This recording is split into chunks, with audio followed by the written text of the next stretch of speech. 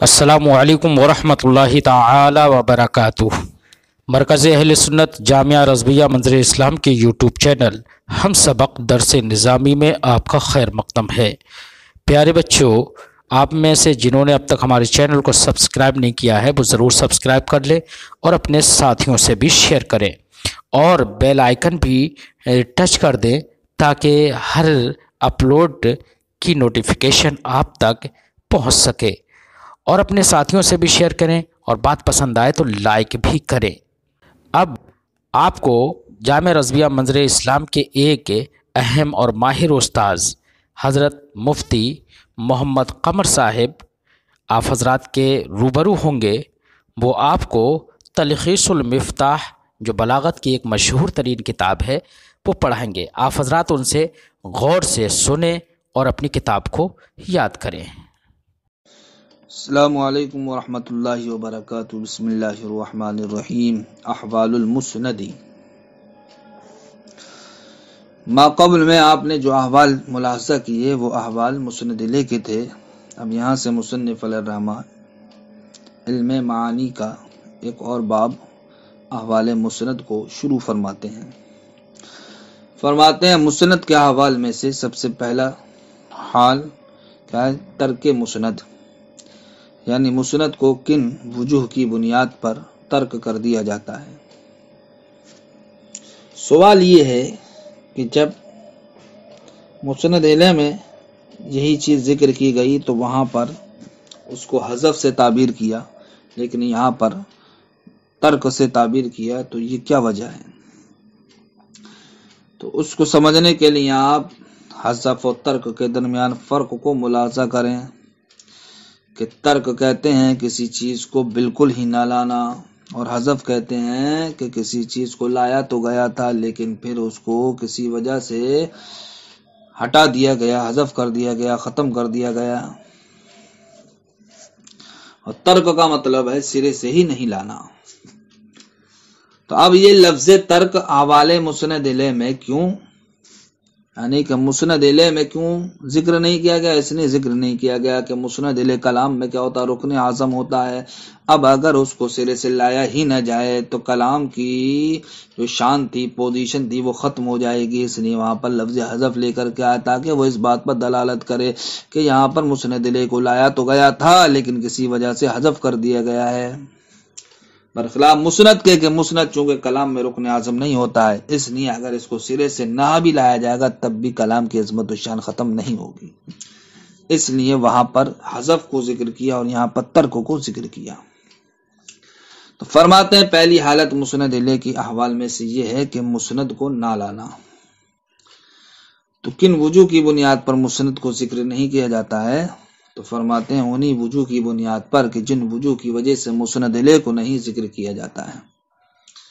تو وہ اسباب کہ جن کی بنیاد پر مسند علیہ کو ذکر نہیں کیا جاتا ہے، انہی اسباب کی بنیاد پر جناب والا مسند کو بھی ذکر نہیں کیا جاتا ہے۔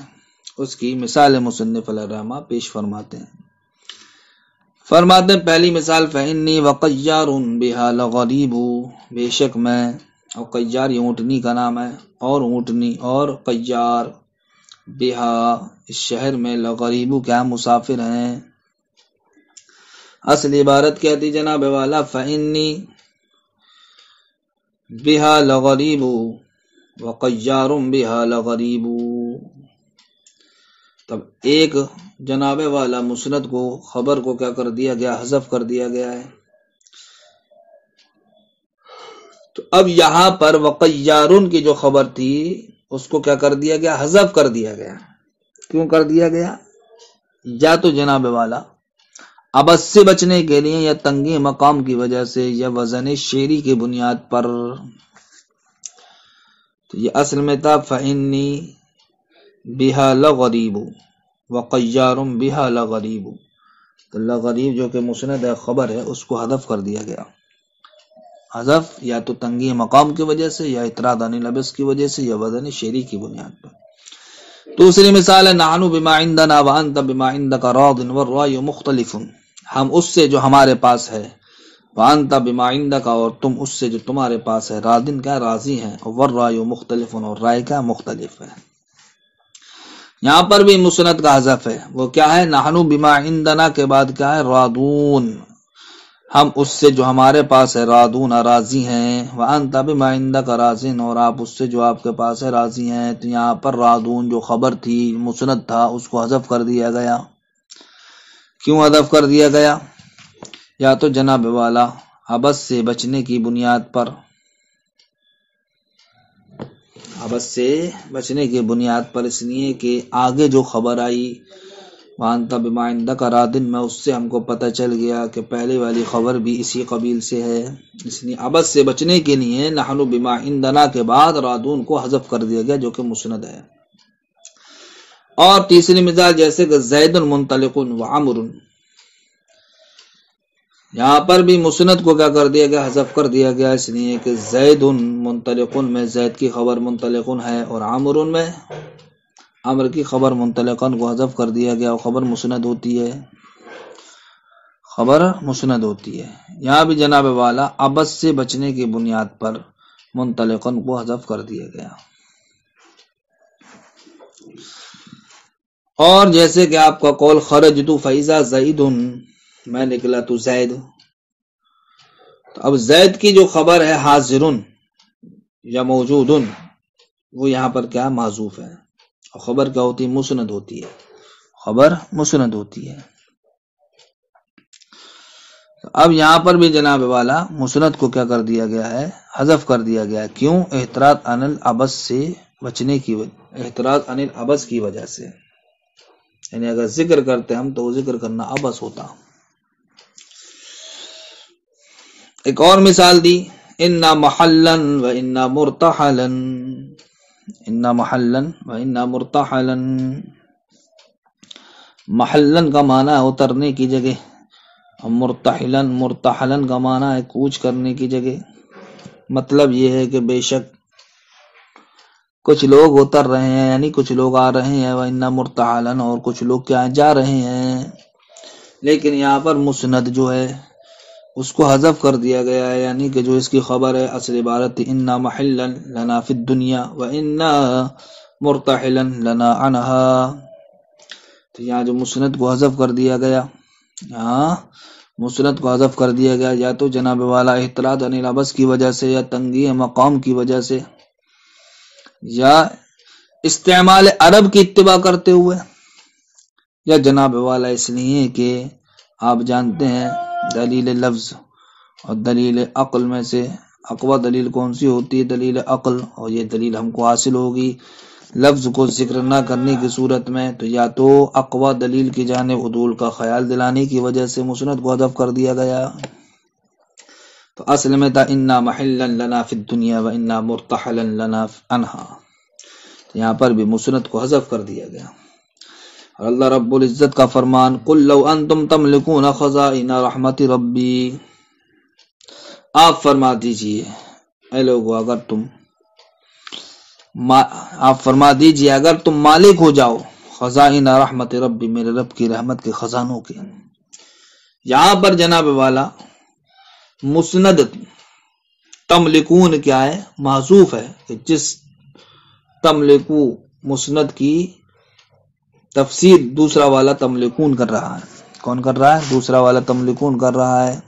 کیوں معذوف ہے؟ اس لیے معذوف ہے کہ لو کا دخول جناب والا یہ فعل پر ہوتا ہے، اسم پر نہیں، اور یہاں پر لو داخل ہے انتم اسم پر، اس سے پتہ چلا ہم کو کہ لو کا فعل یہاں پر کیا معذوف ہے، اور وہ کیا ہے؟ تملکون ہے۔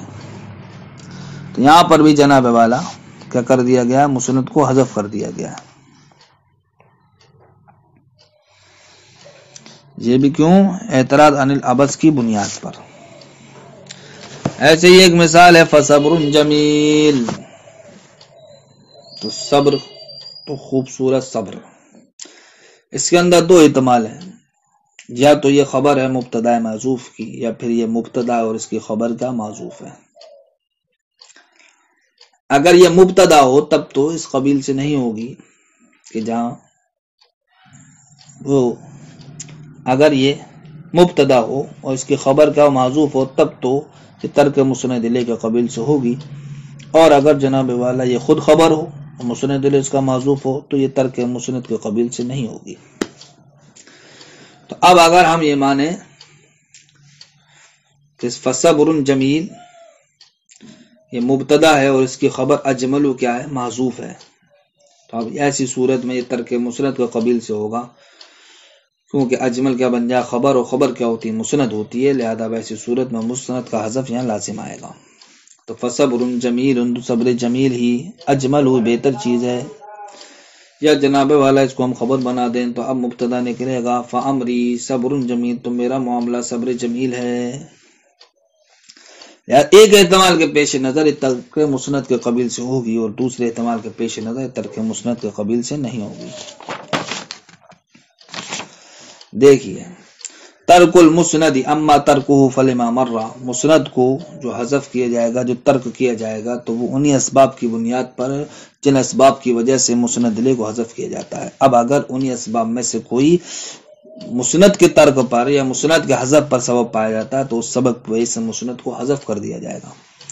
فإنی وقجار بها لغریب، یہاں پر لغریب جو قجار کا مسند ہے اس کو حذف کر دیا گیا ہے۔ نحن بما عندنا، اس کے بعد رادون جو خبر ہے مسند ہے اس کو حذف کر دیا گیا ہے۔ وانت بما عندك راد والرأي مختلف، اور آپ کا قول زید منطلق وعمر، اس کے بعد منطلق جو عمر کی خبر ہے اس کو حذف کر دیا گیا، اور آپ کا قول خرجت فاذا زید، اس کی جو خبر ہے حاضر یا موجود اس کو حذف کر دیا گیا۔ ان محلا و ان مرتحلا، جناب والا اس میں خبر جو تھی لنا فی الدنیا اور دوسرے میں لنا عنہا، اس کو کیا کر دیا گیا، حذف کر دیا گیا ہے۔ ایسے اللہ رب العزت کا فرمان قل لو انتم تملکون خزائن رحمت ربی، یہاں پر لو کے بعد تملکون فعل محذوف ہے۔ فصبر جمیل یا تمل الامرین، دو امروں کا احتمال لگتا ہے، یا تو جناب والا یہ مبتدا ہے اور اس کی خبر اجمل ہوگی، یا جناب والا یہ خود خبر ہے تو اس کا مبتدا امری ہوگا۔ یاد پہلے والے احتمال کے پیش نظر یہ ترک مسند کے قبیل سے ہوگا، دوسرے والے احتمال کے پیش نظر ترک مسند کے قبیل سے نہیں ہوگا۔ فرماتے ہیں ولا بد من قرینۃ، جہاں ہمیں مسند کو حذف کرنا ہے تو اس کے حذف کے لیے کوئی نہ کوئی قرینہ ہونا چاہیے، بغیر قرینے کے مسند کو حذف نہیں کیا جائے گا۔ اب قرینہ یا تو جناب والا سوال محقق کا جواب ہونا ہوگا، یہ کوئی کلام ایسا ہے جو سوال محقق کا جواب واقع ہو، یا جناب والا سوال مقدر کا جواب واقع ہوگا۔ بہرحال مسند کو حذف کرنے کے لیے کوئی نہ کوئی قرینہ ضرور ہونا چاہیے۔ اب وہ قرینہ کیا ہے، یا تو سوال محقق کا جواب واقع ہوتا ہوگا کلام، یا جناب والا سوال مقدر کا جواب واقع ہوتا ہوگا۔ سوال محقق کا جواب واقع ہوتا ہو کلام، اس کی مثال جیسے کہ اللہ رب العزت کا فرمان وَلَئِن سَأَلْتَهُم مَّنْ خَلَقَ السَّمَاوَاتِ وَالْأَرْضَ لَيَقُولُنَّ اللَّهُ، اگر آپ ان سے سوال کریں کہ زمین و آسمان کو کس نے پیدا کیا تو لَيَقُولُنَّ اللَّهُ، تو ضرور کہیں گے اللہ نے۔ تو یہاں پر لَيَقُولُنَّ کے بعد اسم جلالت سے پہلے خلق کیا ہے، یہ محذوف ہے، وہ خلا کا فعل ہونے کی بنیاد پر کیا ہے، مسند ہے، لہذا یہاں پر جو مسند کو حذف کیا گیا ہے وہ سوال مقدر کی، سوال محقق کی بنیاد پر، اس لیے کہ یہاں پر سوال کیا مذکور ہے، اور جو چیز سوال مذکور ہوتی ہے اس کا اعتبار جواب میں بھی ہوتا ہے، تو یہ قرینہ بن گیا اس بنیاد پر کہ جواب میں یہاں پر کیا ہے، سوال محذوف، جواب میں جو چیز سوال تھا تخلیق کے تعلق سے، تو پتہ چلا کہ جواب بھی تخلیق کے تعلق سے، یہ قرینہ ہو گیا اس بات پر کہ یہاں پر فعل خلق کیا محذوف ہے لیقولن کے بعد۔ یا پھر جناب والا قرینہ کیا ہوگا کہ کلام سوال مقدر کا جواب واقع ہو رہا ہو، جیسے کہ لیوب کا یزید ضارع لخصومت، چاہیے کہ یزید کو رویا جائے۔ اب یہاں پر سوال ہوتا ہے کون روئے، من یبکی، تو اسی سوال مقدر کی بنیاد پر یبکی ضارع لخصومت، جو جنگ کے وقت پچھڑ جائے وہ پچھڑنے والا روئے، تو یبکی تو جو ضارعون سے پہلے معذوف ہے یہ سوال مقدر کی بنیاد پر معذوف ہے، لہذا یہاں پر مسند کو جو حذف کیا گیا اس پر قرینہ کیا ہے، سوال مقدر کا جواب واقع ہونا، سوال مقدر کا جواب واقع ہونا۔ ولا بد من قرینۃ، اور ترک مسند کے لیے ضروری ہے کسی نہ کسی قرینے کا ہونا، کا وقوع الکلام جوابا لسؤال محقق، جیسے کہ کلام کا سوال محقق کا جواب واقع ہونا، جیسے کہ ولا ان سألتم من خلق السماوات والارض لیقولن اللہ، یا سوال مقدر کا جواب واقع ہونا، جیسے کہ لیوب کا یزید ضارع لخصومت میں یزیدو کے بعد سوال مقدر ہوا کہ من یبکی کون روئے، تو پھر جواب دیا گا یبکی ضارع لخصومت، تو اب یبکی جو ضارع سے پہلے معذوف ہے وہ سوال مقدر کی بنیاد پر، وہ سوال مقدر ہی کیا ہو گیا، قرینہ ہو گیا، اس لیے کہ جو چیز سوال میں مذکور ہوتی ہے اس کا جواب میں بھی لحاظ ہوتا ہے۔ وفضلہ علی خلافہ، وفضلہ علی خلافہ، یہاں سے مصنف علیہ الرحمہ لیوب کا وہ جو فعل مجہول پڑھا گیا ہے، بعض حضرات نے اس کو لیب کا فعل معروف پڑھا ہے، تو فعل مجہول پڑھنے کی فضیلت کو بیان فرما رہے ہیں فعل معروف پڑھنے پر، یعنی کہ اگر ہم جب فعل معروف پڑھیں گے تب ایسی صورت میں فاعل مذکور ہو جائے گا، معذوف نہیں ہوگا، لیکن جناب والا جب ہم اس کو فعل مجہول پڑھیں گے تب ایسی صورت میں معذوف ماننا پڑے گا۔ اور فعل مجہول پڑھنے کی فضیلت یہاں پر چند طریقے سے بیان کی گئی ہے۔ اول تو مجہول پڑھنے کی صورت میں اسناد دو بار ہمیں حاصل ہوگی، اسناد دو بار حاصل ہوگی، کیسے؟ ایک دفعہ تو اس وقت جب کہ لیوب کا یزیدون کہا تو رونے کا ذکر اجمالاً ہوا، پھر دارعون میں اس کا ذکر تفصیلاً آ گیا کہ رونے والا کون ہے جناب والا، وہ جو عاجز ہو جائے۔ تو مجہول پڑھنے کی صورت میں دیکھیے تکرار اسناد حاصل ہو رہی ہے ہمیں، اولاً اجمالاً اس کا ذکر ہونے کی وجہ سے، پھر اس کا تفصیلاً ذکر ہونے کی وجہ سے۔ دوسرا فائدہ، دوسری فضیلت کیا ہے؟ یہ ہے کہ یزید رکن اعظم بنتا ہے اور عمدہ کلام بنتا ہے، اس لیے کہ ایسی صورت میں جب کہ ہم نے لیوبکا کو فعل مجہول پڑھا تو اب یزید مرفوع ہوگا نائب فاعل ہونے کی وجہ سے، اور مرفوع کیا ہوتا ہے؟ کلام میں عمدہ ہوتا ہے، اور اگر ہم لیبکا پڑھیں فعل معروف تب ایسی صورت میں یزید کا بن جائے گا مفعول، مفعول ہونے کی بنیاد پر کیا ہوگا؟ یہ منصوب ہوگا، منصوب کیا ہوتا ہے؟ فضلہ ہوتا ہے، لہذا مجہول پڑھنے کی صورت میں دیکھیے یزید عمدہ بن رہا ہے، اگر یزید کو منصوب پڑھا جائے تو مسند نہیں رہے گا بلکہ کلام میں فضلہ ہو جائے گا، جو یقیناً اس کی حیثیت کو کم کرتا ہے۔ تیسری فضیلت یہ ہے کہ ابتدائے کلام میں چونکہ فعل مجہول لیوب کا یہ کیا ہے؟ فعل مجہول ہے۔ فعل مجہول کس کو کہتے ہیں؟ جس کے فاعل کو ذکر نہ کیا جائے، تو ابتدائے کلام میں ہم کو یہ پتہ چلا کہ اب جناب والا فاعل کا معلوم ہی نہیں چل پائے گا ہمیں، اس لیے کہ لیوب کا فعل مجہول ہے اور فعل مجہول کا فاعل مذکور نہیں ہوتا ہے، تو ہمیں ابتداً تو یہ پتہ چلا کہ اب اس فعل کو جو کرنے والا اس کا ہمیں علم ہی نہیں ہو پائے گا، اس لیے سامنے کو یہ امید ہی نہیں تھی کہ فاعل کا علم ہو سکے گا، لیکن جناب وعدہ اس کے بعد یزید کو فاعل بنا کر پیش کر دیا تو ایک نعمت غیر مترقبہ کے حصول کے مانند ہو گیا یہ، کہ جس طریقے سے انسان کو اچانک سے کوئی نعمت مل جائے ایسے ہی یہاں پر ہو گیا کہ لیوبکا کی بنیاد پر فعل مجہول ہونے کی وجہ سے ہمیں فاعل نہیں ملتا، کیونکہ مجہول کہتے ہی اس کو جس کا فاعل نہ ہو، لیکن یزیدو کو جب فاعل بنا کر کے لائے ہم تب ایک ایسی نعمت حاصل ہوئی ہمیں جیسے کہ جس کو نعمت غیر مترقبہ کہتے ہیں۔ تو یہ تین فضیلتیں ہمیں حاصل ہوئی مجہول پڑھنے کی صورت میں برخلاف معروف پڑھنے کے۔ فرماتے ہیں وفضلہ، اور مجہول پڑھنے کی فضیلت، مجہول پڑھنے کی فضیلت قائم پر؟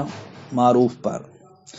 بالتقرر الاسناد اجمالا ثم تفصیلا، پہلی فضیلت تو یہ اسناد کا مقرر ہونا ہے، اولا اجمالا پھر تفصیلا وبوقوع، اور جناب والا دوسری فضیلت یہ ہے کہ یزیدو کے یہ کیا واقع ہو رہا ہے؟ غیر فضلہ واقع ہو رہا ہے، وبکون معرفت الفاعلی، اور تیسری فضیلت فاعل کی جناب والا یہاں پر ہم کو معرفت حاصل ہو رہی ہے، تو فاعل کی معرفت کا حاصل ہونا یہ فعل مجہول پڑھنے کی صورت میں ہے، تو یہ حصول نعمت غیر مترقبۃ، یہ ایسے ہے جیسے کہ نعمت غیر مترقبہ کا حصول ہوا، کیوں؟ لأن اول الکلام، اس لیے کہ کلام کا پہلا حصہ فعل مجہول ہونے کی بنیاد پر یہ اس بات سے بالکل بے نیاز کر رہا ہے کہ فاعل ہمیں پتہ نہیں چل پائے گا، غیر مطمئن فی ذکر ہی، فاعل کے ذکر سے بالکل نا امید کر رہا ہے، لیکن یزید کو جب ہم فاعل کی صورت میں لے کر کے آئے تو ایک غیر مترکبہ نعمت کے حصول کی طرح ہو گیا ہے۔ ان تین فضیلتوں کی بنیاد پر لیوب کا فعل مجہول پڑا، نہ کہ فعل معروف۔ السلام علیکم ورحمۃ اللہ۔